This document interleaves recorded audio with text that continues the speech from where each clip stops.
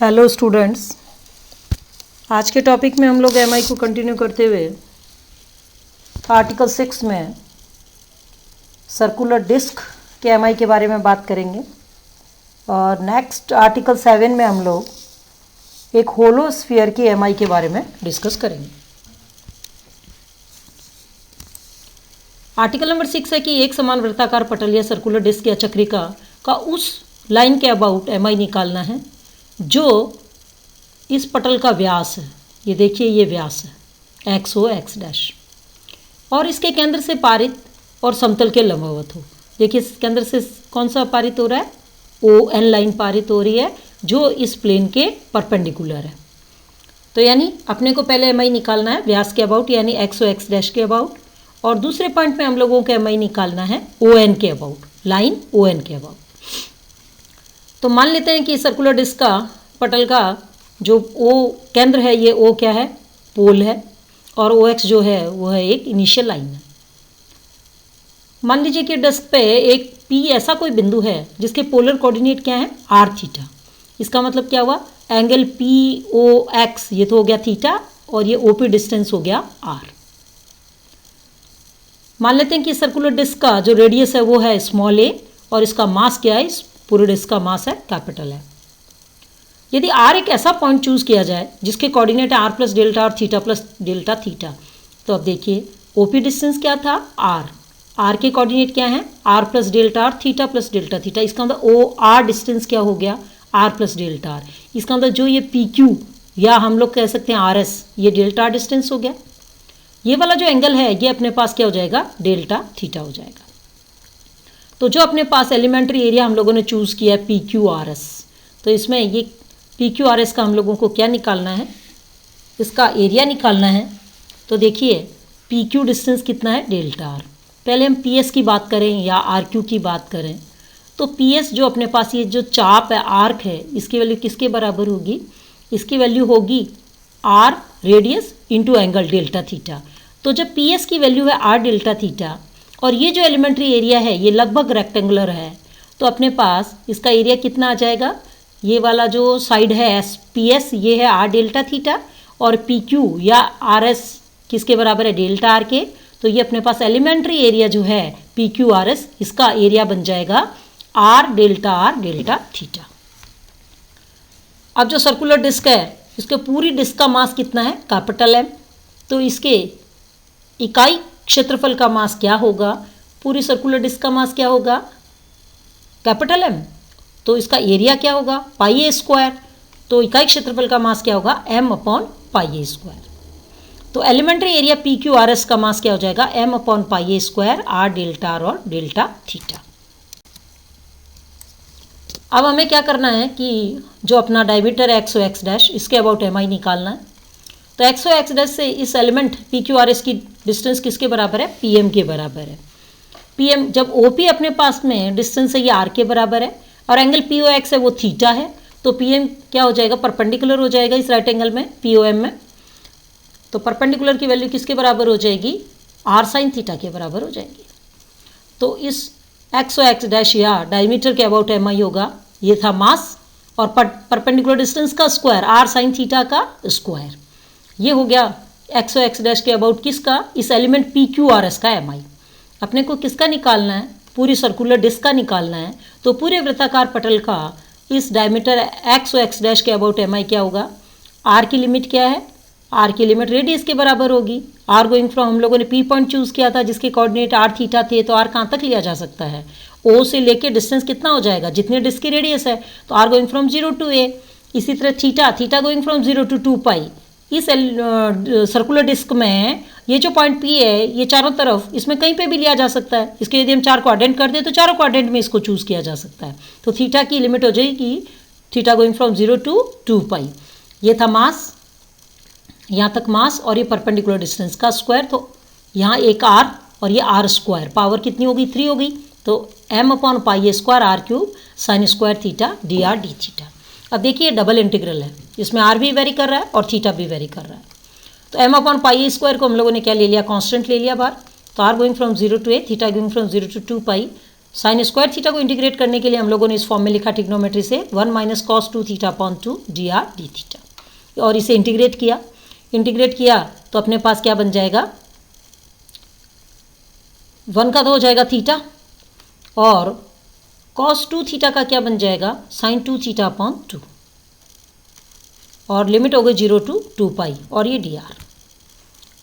अब देखिए m upon, यहाँ पे अपने पास लिमिट रखी है हम लोगों ने, तो अपने पास क्या आ जाएगी 2 पाई, साइन 2 पाई की वैल्यू क्या आ जाएगी, ख़त्म हो जाएगा साइन थीटा, और 0 में 0 हो जाएंगे दोनों ही, तो अपने पास आ गया आर क्यूब डी आर।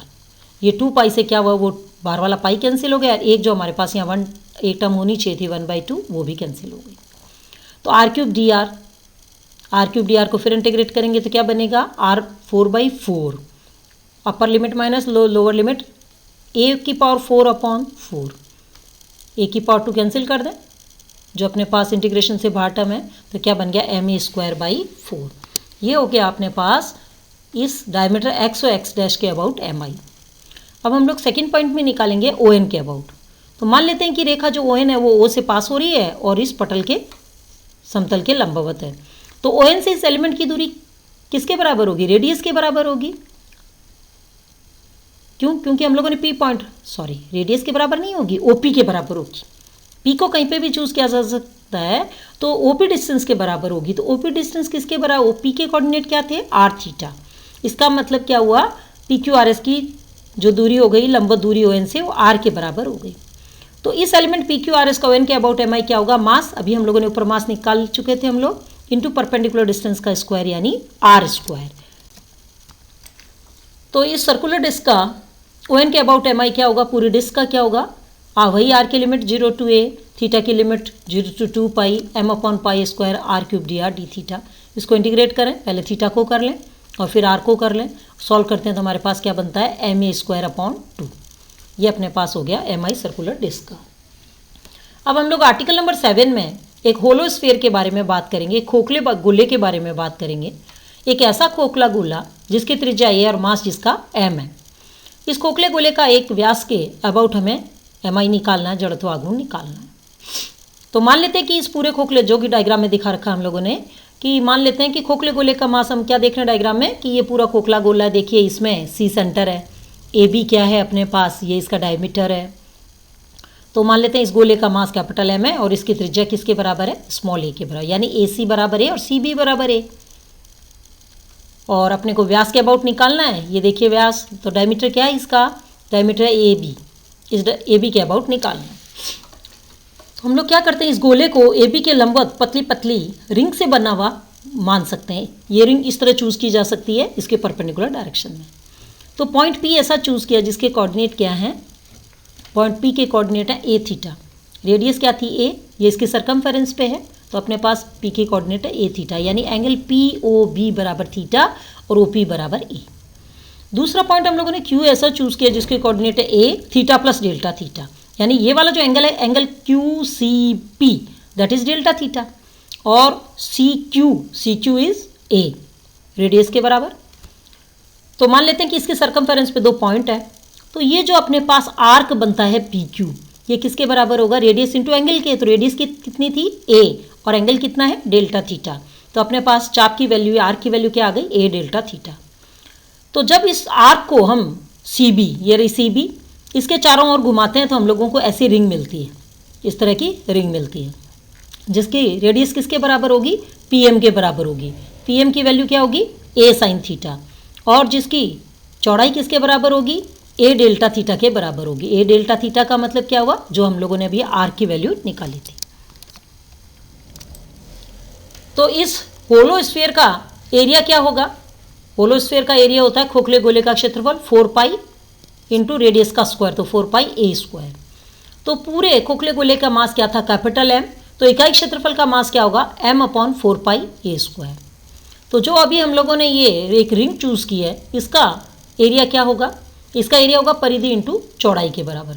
तो परिधि का मतलब सरकमफेरेंस किसके बराबर होती है, 2 पाई इंटू रेडियस, बट इस रिंग का रेडियस किसके बराबर है, ए साइन थीटा, पी एम के बराबर है, यानी 2 पाई इंटू ए साइन थीटा, और इसकी चौड़ाई किसके बराबर थी, आर्क पी क्यू के बराबर, यानी ए डेल्टा थीटा। तो इस रिंग का मास क्या होगा, m/4πa² इंटू जो भी अपने पास रिंग का क्षेत्रफल अभी हम लोगों ने निकाला भी यहाँ ऊपर 2πa² sin theta delta theta. तो रिंग का जो डायमीटर ए बी है इसके अबाउट एम आई किसके बराबर होगा, रिंग का मास इंटू रिंग की रेडियस के स्क्वायर के। तो रिंग का मास, ये अभी रिंग का मास निकाल चुके, इसकी रेडियस किसके बराबर थी, ए साइन थीटा के बराबर थी, ए साइन थीटा का स्क्वायर। अब इसको हम सॉल्व करें तो देखिए 2 और ये 4, ये m/2 बन गया, ये पाई को कैंसिल कर दिया, ये ए स्क्वायर और ये स्क्वायर a की पावर 4, इस ए स्क्वायर डिनोमिनेटर में कैंसिल कर दें तो ए स्क्वायर साइन की पावर 1 साइन की पावर 2 साइन क्यूब थीटा और डेल्टा थीटा। ये तो किसका आया, इस रिंग का आया ए बी के अबाउट एम आई। हमें किसका निकालना है, पूरे होलोस्फीयर का निकालना है।